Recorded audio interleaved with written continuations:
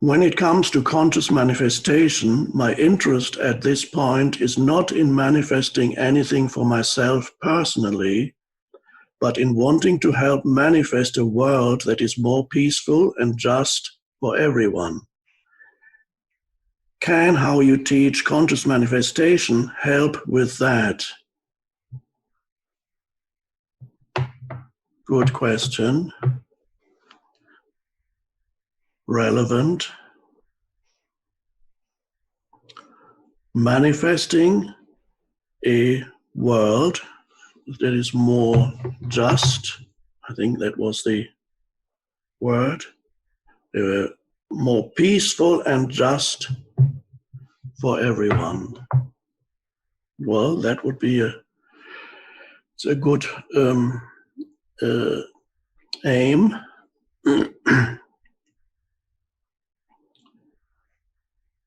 Now, ultimately, of course, what you experience as the world is intrinsically one with your consciousness.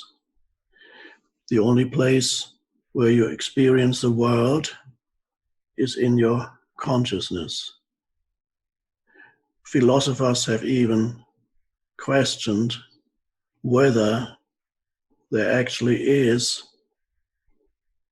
a world out there independent of conscious perception. We don't need to go there, but there's no doubt that the entire world happens inside you, one could say. You don't know what you see, what the eyes transmit, the senses transmit, becomes nerve impulses that are sent to the brain, and that's just on the physical level. And then these nerve impulses are decoded, and then some kind of word appears within you. But to what extent that corresponds to a world out there, we don't even know. So to change the world, so you look at the world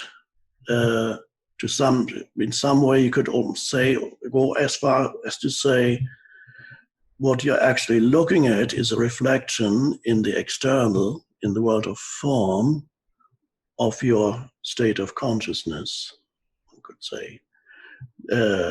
It's an interesting way to look at it. And the state of consciousness is partly there is your personal world and there is the collective world. So the two, they are connected, but they're not the same, because first of all, there is what you experience as a world in your personal life, or the people you habitually interact with, where you live, your surroundings. It starts with simple things like even the objects that surround you habitually, where you live. So your world is your personal, your relationships with humans that you live with, your relationships with other humans that you meet every day casually,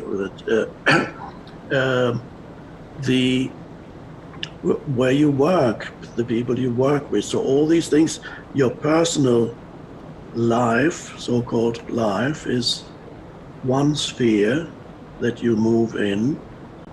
And the important thing is not to neglect that in search of a better collective world. The two are related, but to disregard, this is a mistake that is often made, to disregard your personal sphere, the world that is immediately accessible to you as you and your life, the people in your life, where you live, all that, your work. To neglect that, it's very seductive to think there's so much wrong with the world out there, the collective. That's really what I should be concerned with, because there's so much wrong out there. You can see it.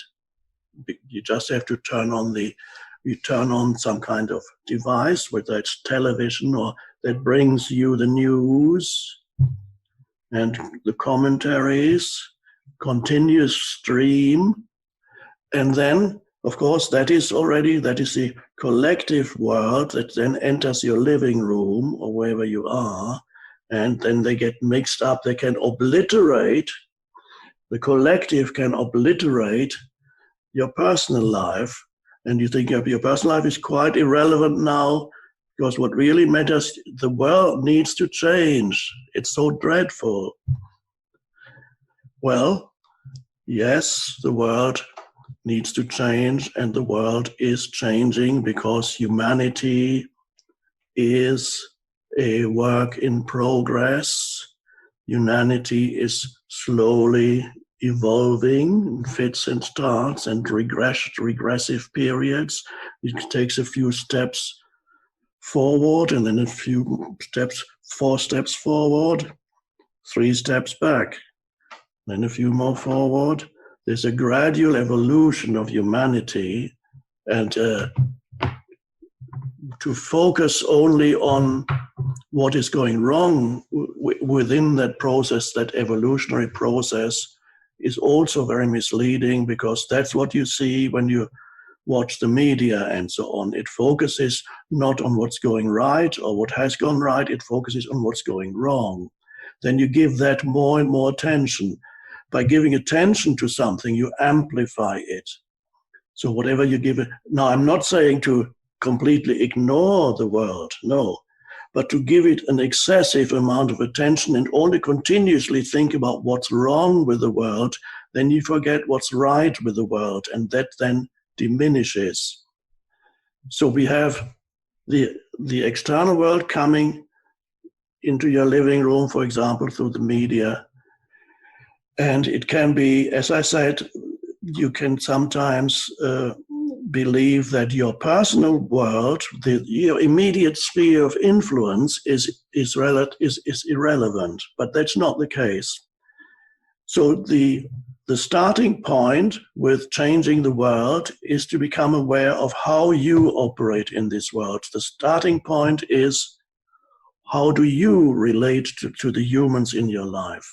How do you, what is your mind? What is your mind doing? What is your predominant state of consciousness? What are your predominant emotions? What are the predominant thoughts that go through your mind? It's vitally important to become aware of that. If you're not aware of what the predominant emotions are, that the predominant thoughts are, plus accompanying emotions that go through your mind, you are unaware.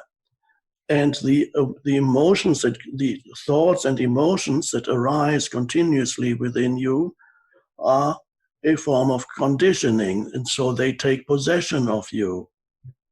So it's vitally important as the starting point for changing the world